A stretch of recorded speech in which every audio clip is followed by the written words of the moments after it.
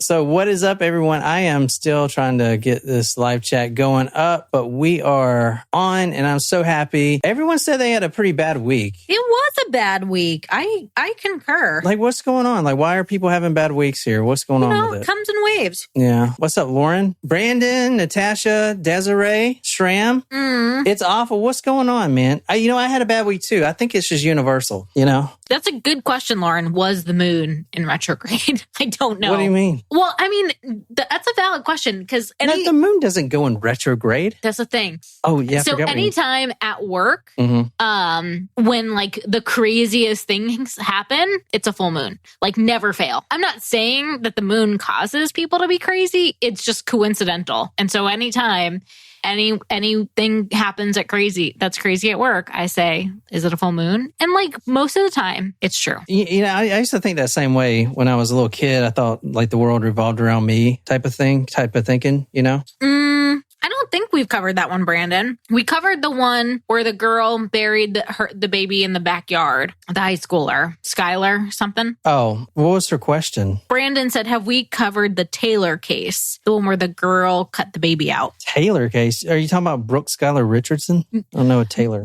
Well, that's what I was talking about. But she didn't cut her baby out. She just had the baby and it died. And she buried it. Are you seriously requesting a case where a woman cuts the baby out? Which is a big thing, man. Like, that happens so much. I know who you're talking about. I don't. But yeah, it's disgusting. Like, I think... sounds like a good one, though. Hey, if it's disgusting, sounds right up our alley. I'm also think the baby and the mom died on that one. Oh, God, that's awful. If I'm not mistaken. You guys know what we're doing, right? We're doing the Angel Recendez case. Oh, yeah. So this is going to be part 2. I was supposed to do this a long time ago on Monday, but this week has been shitty.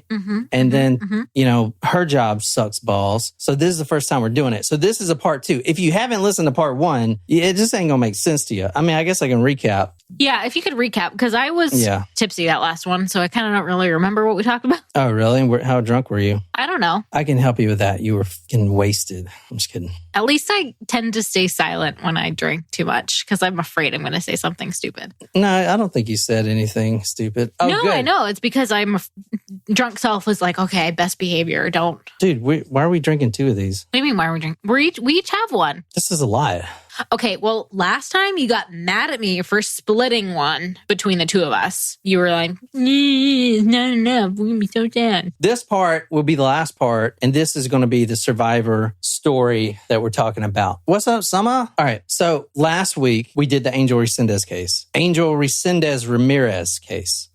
Ramirez wasn't his last name. It was just one alias he went by. Right. And in fact, I think this would be a good place to start. Here's his list of aliases. And this is only a short list, but there's 2 in here that are really interesting about this guy that will tell a lot about him. Okay, you want me to read them to you? All right, so some of his aliases were Jose Reyes Recendez. He's Mexican, right? And he's an illegal immigrant. Okay. Which is crazy. I wonder how he got... Well, I guess he committed crimes here. But if it was the other way around, we wouldn't let Mexico punish him. If it was an American citizen that went to Mexico, I don't think we would let Mexico punish him. No, they can. Oh, can they? Oh. But you can, I think, have the prisoner be extradited back to their home country. Jose Reyes, Jose Angel Reyes, yada, yada. Jose Koenig Mengele. Oh, that's what he's playing at? Crazy, right? Yeah. What is that? Joseph Mengele, the angel of death of the Holocaust. The Nazi. So he obviously read some of Hitler's work in prison. He was actually sentenced. That's problematic for a whole lot of reasons. I know, right? And then there's a bunch he used. I'm talking about he used these with fake social security cards. He gave INS these. In fact, before he actually went on that last killing spree, INS let him go because of one of these fake names. They didn't even check. They're just like, go ahead. And then he went and killed 4 people. Pedro Angel Ramirez. So that name was pulled straight from Richard Ramirez because he looked up to him. And that was during the same time period. So he's pulling who he's idolizing from in some cases here. Mengele, Ramirez. Which is crazy, right? I'm just kind of what a douche. So last week, we followed this guy on a train. He's a train killer. He goes from city to city, from state to state. He'll jump from Florida to Texas to Wisconsin,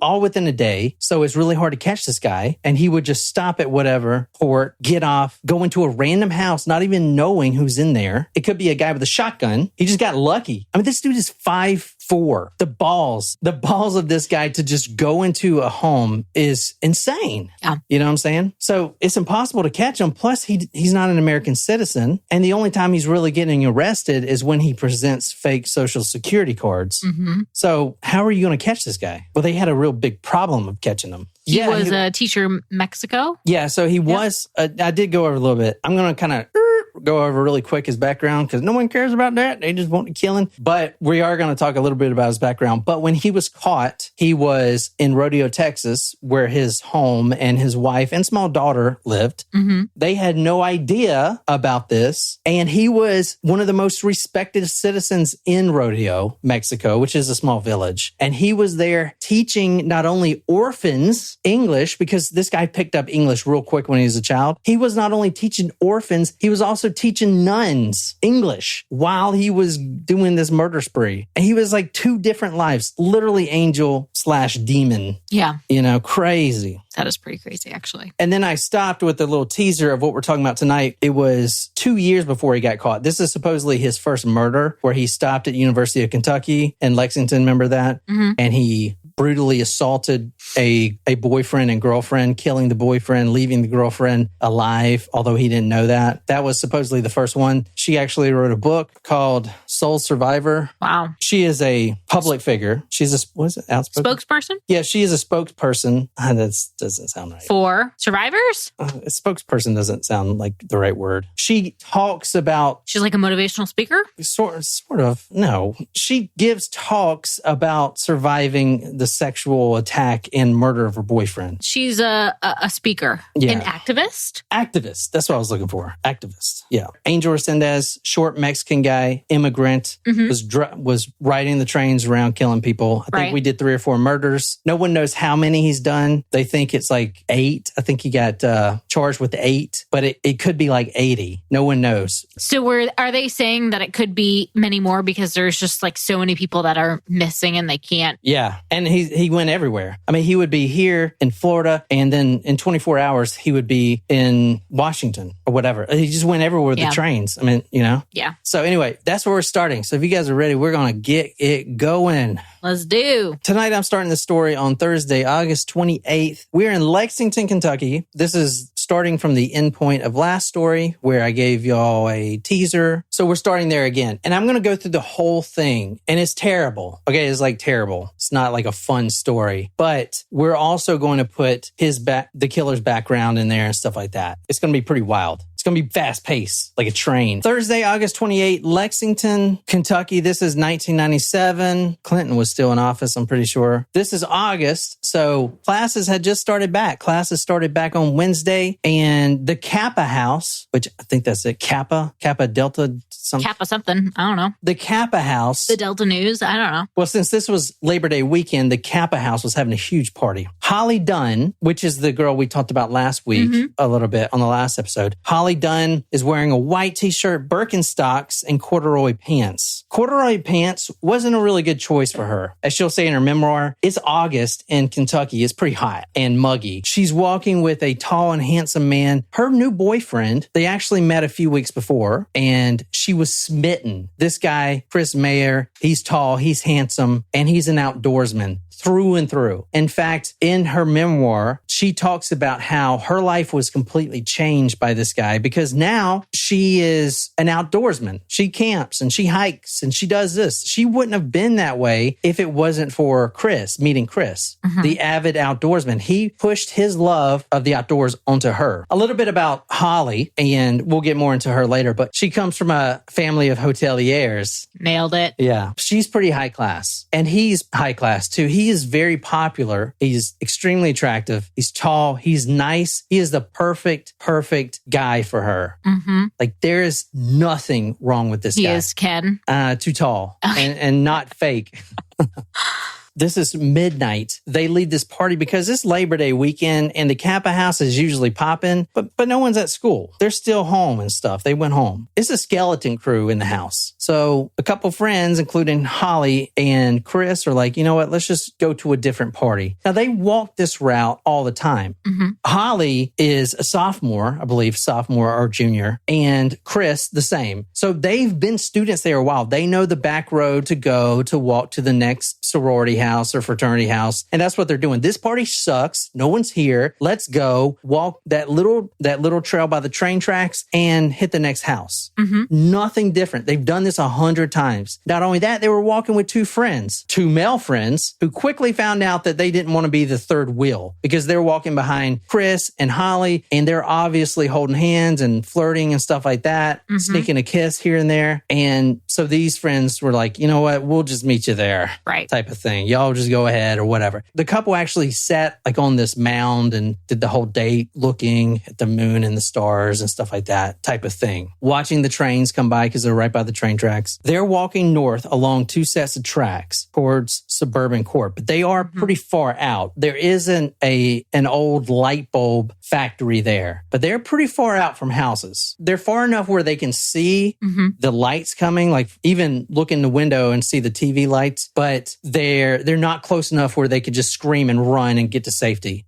So this is 1:30, 2 in the morning. They're walking and all of a sudden a man jumps out. Now there's two conflicting stories. So let's go with Holly's, but in the book, The Railroad Killer, it says the girl, which at the time this book was written, didn't release her name because this was written right after. Oh, okay. Or right after he was caught. It says Holly saw this man or saw a shadow or something, knew something was amiss. Then he jumps out. But in her own memoir, she says that he was there all of a sudden and we had no idea. He was just not there and then he was there. Like a flash in this guy's here, right? The first thing this man says, which is Angel Recendez, a 5'4" Mexican man, jumps out. The first thing he says is this: "Where did your friends go?" What do you think about that? That's the first thing he says. He jumps out. Kind of creepy. And instead of saying, give me your money or here's a knife, I got a gun or whatever, the first thing he says is, "Where did your friends go?" So he actually was stalking them. He saw those two third wheels and then they left. So he was there for a while behind this electrical box watching and waiting. And he wanted to know where your friends are because,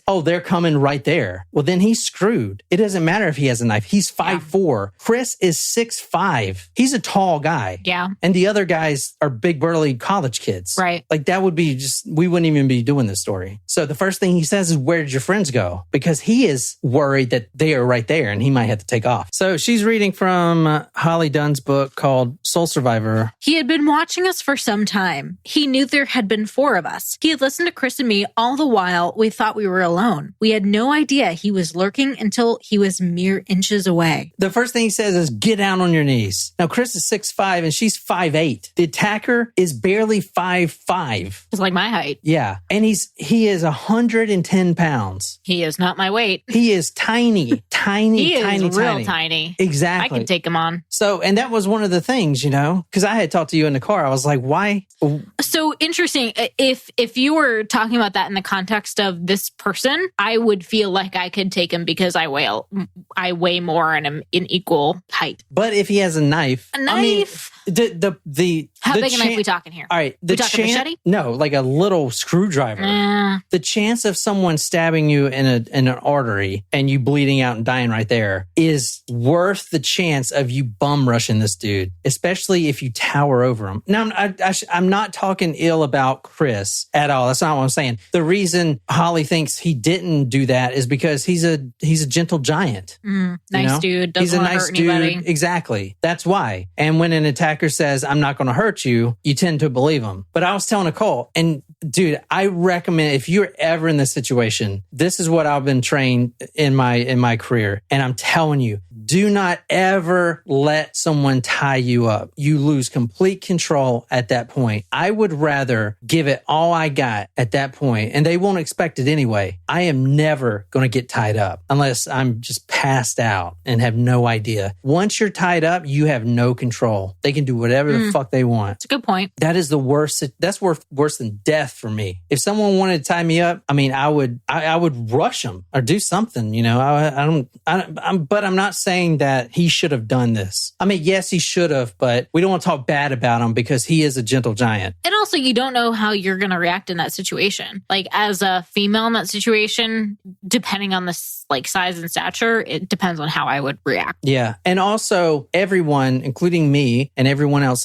listening to this, we always put ourselves in that hero role. Like, oh, if that happened to me, I would do this. I know I wouldn't do certain things. Yeah. So you don't know until you're actually in that position. Yeah. So just let you know. But if it was me, I am not getting tied up. I'm telling you that right now. Anyway, then he says, lie down and don't move. I have a friend on the way. He just went to get food. So this guy's not only asking where your friends are. He's saying he has friends. He has a friend coming, which he'll eventually say is a deaf mute, you know. And they believed him because why would this guy just wants money or something? Even though they told him we're broke, we don't have any money.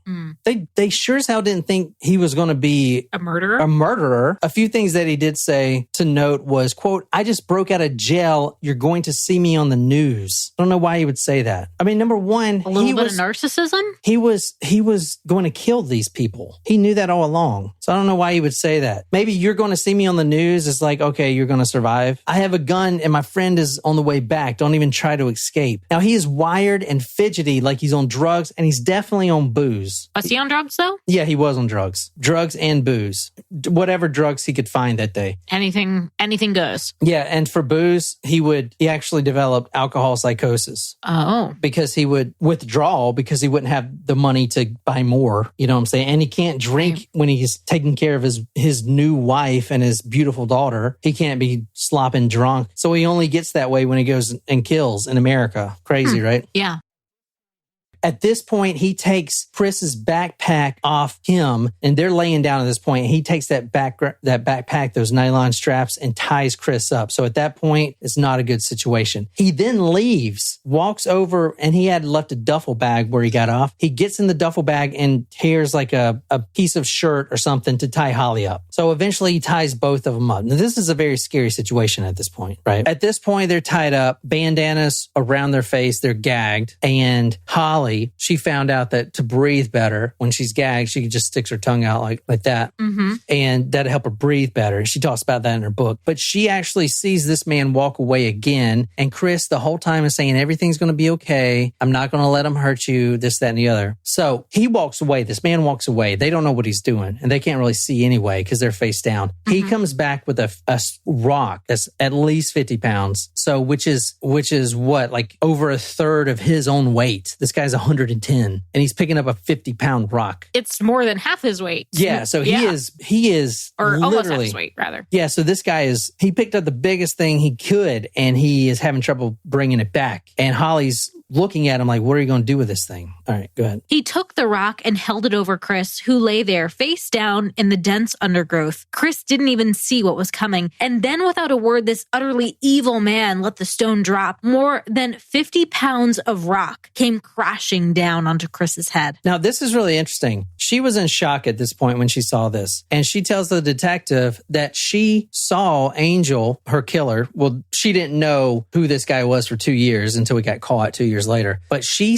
told the detective that this man was battering Chris over and over with wood, like a wood plank, over and over and over, like 100 times. But the detective said that actually didn't happen. So her mind, I guess this is kind of how the shock works. Her mind was making that up. The only wound that he had was the rock dropping on his head, which was enough to kill him, obviously. But she, in her mind, I don't know why, what psychology this is, but she remembers remembers him hitting Chris over and over. Now, she got battered a lot, so maybe she switched her with him. I mean, she is just in shock and trauma at this point. Yeah. I just thought it was kind of interesting how that played out, you know? I mean, very terrible, obviously. I can't describe what it was like to witness this kind of cruelty against someone I cared about. There are no words for the horror of hearing the sound a skull makes as it's crushed. My mind was in survival mode. I felt nothing at all, no emotions, little pain. Time stood still. I heard Chris's voice in my memory. Everything is going to be okay. So, I mean, a lot of people out there will say, well, why didn't he rush him? And I was thinking that too. Remember, I was like livid when I was reading this. Mm-hmm. But at the same time, he's a better guy than I am. Or, you know, he was a way better guy than I was. He would never hurt anyone.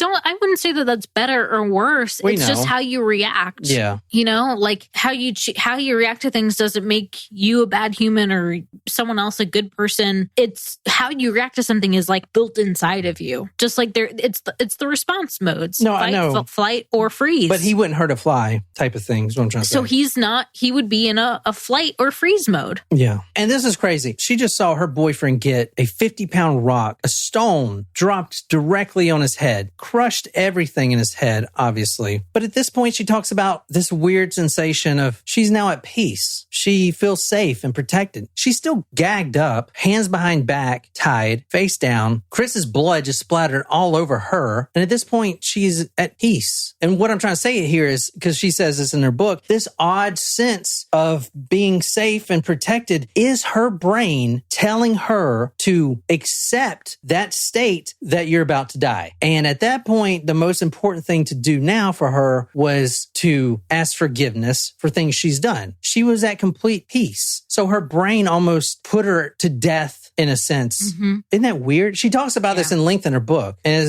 it's really interesting to hear her say that, you know, because she wasn't supposed to live, as you're going to see. I'm going to go over his background really quick. Then we're going to go back to what he does to Holly. And it's terrible. Okay. It's very terrible, but we got to get through it. We talked about Angel a little bit last time. I'm going to go through his background. He grew up very poor in Pueblo, Mexico, which everyone is poor in Pueblo. Everybody. That city in Mexico is still the third worst Mexican city for poverty. Guess what rate of the poverty rate is? I wonder what it is here. 20% or less? Definitely less. Nearly 70% poverty stricken in Pueblo. And that's the third. Wow. Yeah, it's crazy. But guess what? Where he was born, trains were right there. Makes sense. He lived right by, there was a huge train port that went through Pueblo. So he was basically born into it, which is how he can navigate through the train tracks so well. Mm-hmm. You know, he knows all the times and every stops, and he knows how much time he has to enter what home to get back on the same train. Like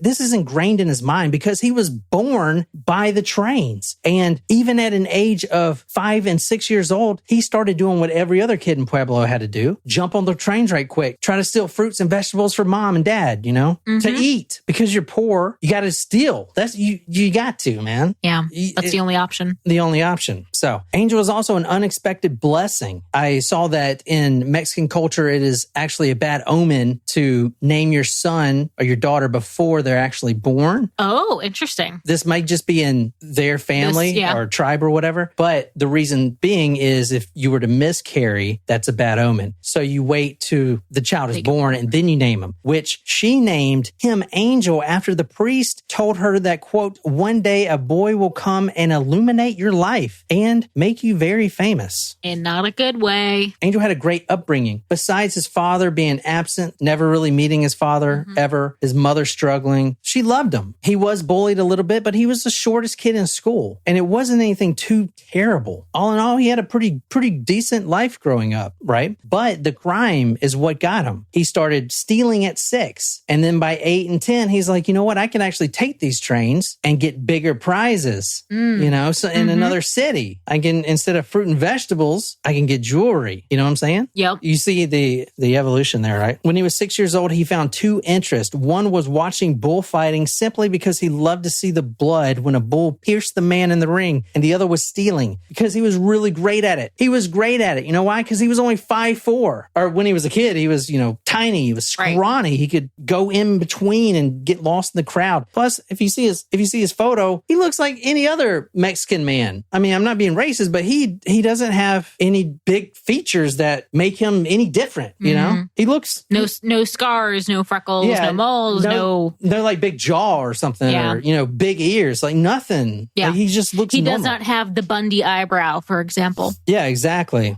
or the Michelle Carter eyebrow. Yeah. All right. So that's his life growing up. He also found riding the trains, the older friends would tell him stories about how easy, just so easy the American girls were to sleep with. So then he was like, you know what? Let's go to America. I thought you'd get mad at me for saying that. That it says in the book, though. That's why he was enchanted by America because he thought the girls were so easy. A lot of people are enchanted by American women. However, he did see the American dream. A lot of songs made about it, you know? Yeah, that's true. He did get prison time, 20 years in Florida because he was using fake names and got caught with a fake security card, but he got out relatively quickly. Anyway, that's his life. He had the kind of innocent, honest face of someone who never committed a crime in his life, said one neighbor. You couldn't help trusting him. Man, this shit is getting me buzzed. Mm-hmm. All right, can you read XVII? I really hope you never try to get Roman numerals tattooed on yourself because I would definitely need to proofread. What did you say it was? XVII. Which book? The book you're reading. There's 2 books. You read too much. I don't know. I don't see an XVII. Well, that's in the other book then. Oh, yeah, this is Holly's story. Let's go back to her story. Holly's book. Oh, here, XVII. Oh, which is what, 14? 10, 18. They could see the hatred in his eyes flaring by the millisecond. 17. No, I is what you have. Oh, I put 2 eyes. Yeah, it's XVII. Yeah, see, Martin said 17 too. Well, sorry. When I opened the book, only the 3 eyes was what was highlighted, not the 2. Sorry, I read the 18. But you would be correct. They could see the hatred in his eyes flaring by the millisecond. The girl then looked across in horror as she saw the man strike her boyfriend on the head with a blunt object. As it plunged into his skull, it made a soft crushing noise. Mayer tried to fight him off, but it was impossible to find the strength as the man smashed him over the head again and again. Mayer's body shook violently. He was choking and gagging on his own blood. Now, see, that's in the book that was written right when he got caught. In her own memoir, she says that didn't happen. The detective said that didn't happen. It's kind of weird, right? How that plays with your mind. We're going back to Holly's story. This is going to get kind of bad. All right, we're going to talk about obviously sexual assault here, but I feel like it's important to actually do the story like she wrote it. And she is currently, this is what she does. She speaks. She's a public speaker. Mm-hmm. So she has a terrible story, but I mean, very lucky. She's using her story for good, I hope. Flip in the middle of the book and see what she looks like when she was hit. And I'll show you guys. You'll see exactly what she's about to go through, and it's terrible. Ooh, oh. Let me see. Look at that picture right there on the bottom. Damn. Is that not terrible? She is full of stitches. My goodness. Yeah, it's terrible. Well, so her mouth was wired shut for months. They had to rebuild her jaw. I had a friend in the military who got shot right in the mouth through and through. I think he had like 80 surgeries or something, but they had to rebuild his jaw. He survived. Damn. He got shot with an AK-47. It went in his mouth, broke out all his teeth, and went back through his neck. He was in a firefight, and he was like in the prone position. I mean, lucky. It's amazing he survived. Yeah, and he stayed in the military too. I also got a friend that he'll lift up his shirt and show you, but it's a huge X on his chest, stitched up from where he lost all his guts from being like he was in a bazaar, and one of those motorbikes came in with an IED strapped to it. He was like right there, it blew all his guts out. He's actually going to, this is fucked up, but if you get hit like that with an IED, your life expectancy, even if you live, shoots down because you have shrapnel that they can't get out, and that metal is going to kill you eventually. They can't get it all out. Nuts. I'm lucky I didn't get fucking that shit. But also, I was like, I ain't going back. You can call me a pussy, dude. I'm getting the fuck out. Twice was enough. I was like, I ain't going back to this shit. Fuck that. Yeah. Scared, man. Shit's scary shit.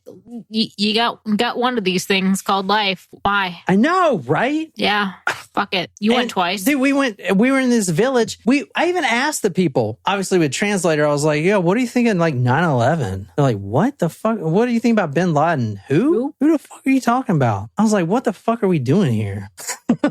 Yeah. Fuck, I'm getting drunk. I need to stop. All right, go ahead. Wait, are you doing something? I don't think so. 85, I guess. So damn, this fucking Frosé.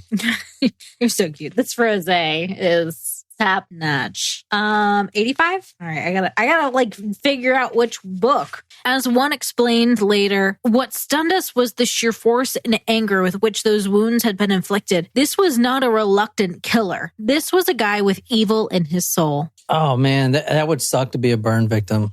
I see some of those videos where there's this one, and he's not a veteran or anything, but it's still horrible. Like he lost all his legs and his arms because I think of like a forklift tipped over on him. At that point, man, I would just be like, just do me in. I mean, you can't move or anything, you know? Yeah. I mean, I don't know if I could do it, man. Anyway. Shit's getting deep. We're going back to Holly's story at this point. Chris Mayer, the modern hippie outdoorsman, he is now still tied up. His face is bashed in. And now I'm going to talk about the assault now, okay? A little bit. I'm not going to get in detail, but Chris starts to gurgle. And at this point, someone who doesn't know what that sound is, like Holly, is now screaming at the top of her lungs to get Angel, the killer, pleading with him to turn Chris's head because he's choking on his own blood. Now, here's the reason I think Angel may have killed more people, because he went over there and he wasn't worried about it. He's not worried about Chris choking on his own blood because that sound of him gurgling wasn't a sound of him choking on his own blood. It's called a death rattle. The death rattle, this is what that is. It's a dying process. It's not just in true crime and murder. Everyone goes through this. But it's when the sound is like a rattle because the movement of the last little bit of air you're exhaling from your body is caught in the throat and the mucus build up in the airway. Because what happens when you die? Your muscles start to relax and that makes them constrict. Mm-hmm. So the mucus membranes in your throat are now blocking your airway because your muscles are so relaxed. So that's what that rattle is. Type of thing. It's not him choking on his blood. He's dying. Or usually, I should say, usually they're either already dead and it's like an automatic response, or they're in a coma. So Chris at that point was most likely already dead, which Angel seems to have known because he says, you don't have to worry about him now. You don't have to worry about him. This guy is a monster, obviously. He starts tugging down at her pants at the same time, which this was the same in the Botha case. And I'm pretty sure I've covered other ones where rapists and killers do this too. This is probably the most disgusting thing. He's pulling down her pants with her hands tied behind her back, and then he tries to kiss her. Why is that? You're going to rape a woman and you're going to kiss her? Like, why is that an automatic response? You know, I've read other people do that. I mean, maybe trying to like make it seem like it's consensual when it's not, or that there's affection there. I don't know. It's crazy. He was trying to kiss her and she is clawing and scratching his body and face because she knows that she needs to try to embed some of his DNA in between her fingernails. She's a very smart. Yeah, she is an extremely smart woman. After he was finished, she asked him, because the whole time he's like, if you just comply, I'm going to rape you. Just comply and I'm not going to kill you. So now she is asking him if he can, now that he's done, if he wouldn't mind pulling her pants back up because she's tied up. So she doesn't want to lay there naked. So she wants him to pull. And this was a whole thing. It was like 5 minutes of him trying to pull her pants back up. It's nuts, right? I mean, anyway, at that point, another thing that's crazy is she started saying please and thank you. Like, oh, thank you for doing that. I mean, she's trying to like calm him down. Yeah. She believed that he would not kill her, but you saw the photo. He almost did. I mean, I think that was his intent. I don't think he meant to keep her alive. Oh, no, definitely not. Yeah. She's not hurt at this point. I mean, she's hurt, obviously. Like, she's pushed on the ground, scratches and stuff like that. But not what he did in that photo. Not what he did in that photo. She had her jaw wired for months. Like, she barely could even drink, the food in liquid form. She couldn't even open her mouth. So they had to, like, stick it through the wires in her mouth. I mean, you saw the photo. I mean, you guys, it's terrible. Like, this guy was trying to kill her. Why even bother pulling her pants up, And the last memory she remembers is this guy reaching for her earrings, her hoop earrings. And this is probably foreboding something terrible. He ain't even going to unclip them. He's just going to rip them right out her earlobes. Crazy, right? Yeah. He began beating her. After saying that, I'm going to let you live. This is what he did. I'm going to read. This is from her own words. I don't remember him lifting some kind of board to beat me. I don't really remember the blows he dealt. The wounds he inflicted told this story later. But with renewed energy and unexpected rage, this is after he done raped her and got off, right?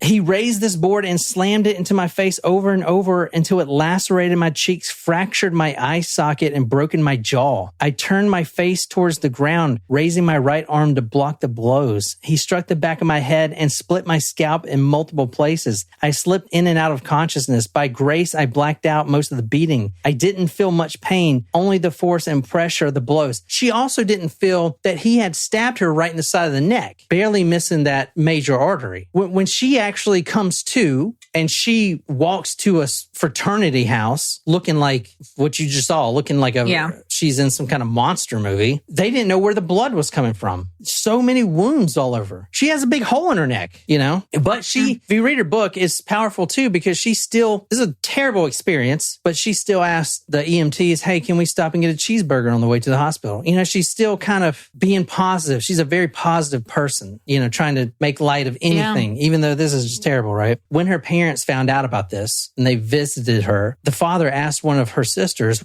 when did Holly dye her hair red? That's not dye, Dad. That's blood. Her hair was red. Goes from blonde to being red. You know how many times she had to wash it? And she'll talk about, she went, once she, like a week later, she finally took a shower. She went back and back and back because she felt obviously violated. This guy, you know, she can't get this off of her skin. And every shower, more and more would come off. Isn't that nuts? Yeah, it's and disgusting? So anyway, that is pretty, I definitely would recommend you reading her book. It's really good. So she also talks about something, obviously her boyfriend, Chris, was murdered brutally. So imagine yourself as Holly 2 months later. You just now can talk. 3 months later, they just now took some of the wiring out of your mouth. Imagine yourself as her having to call Chris's parents. She felt so guilty. She felt ashamed to call them. And of course, they were like, oh, honey, you know, but she felt that survivor's guilt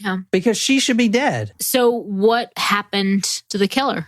This killer was caught. This was 2 years after. The story we did on the first episode was after this one, right? Okay. So I went back 2 years. So this supposedly is his first murder. Okay. So he was caught about 2 years later. He was convicted of 16 killings and then he was executed. Now, his wife and kids didn't know anything about it. He was executed in 2006 at age 46. Lethal injection, Texas. Oh. But that's the story. I mean, rest in hell, right? Yeah. Mm-hmm. Crazy. I did find this one aspect interesting that he used trains to travel because I always thought that would be the perfect method to do. I mean, I've been doing this for 5 years, so I'm going to think about this stuff. Like Israel Keys, right? How would you not think the cruise ship is the ideal? I mean, you got to pay for a ticket on a cruise. Like this guy's jumping on trains. He's not paying for tickets. Yeah, true. You know, a cruise ship, and plus where are you going to go? Like Mexico, back to, you know, wherever. I always thought that would be the perfect way to do it. You're jumping trains. And that's if you're interested in killing complete strangers. I think the cruise ship works if you're trying to kill a loved one. Well, so he did it all wrong. If you wanted to do it, you know, he was leaving his DNA and sloppy. You know, he was sloppy, and then he left Holly alive, stuff like that. So if you really wanted to do it Israel Keys style, and the only reason Israel Keys got caught is why? Because he killed in his own backyard. Literally. Yeah, he killed somebody he knew. The coffee girl, Samantha Koenig, I think her name was, and then he put her body in his garage. He got sloppy, you know, and that's why he got caught. Yep. Anyway, I hope you guys liked that. Yeah, it was really good. That was part 2. But anyway, that's all I got. So excellent day. All right. Well, thank you guys again so much. And until next time, good night, you lovely, lovely people.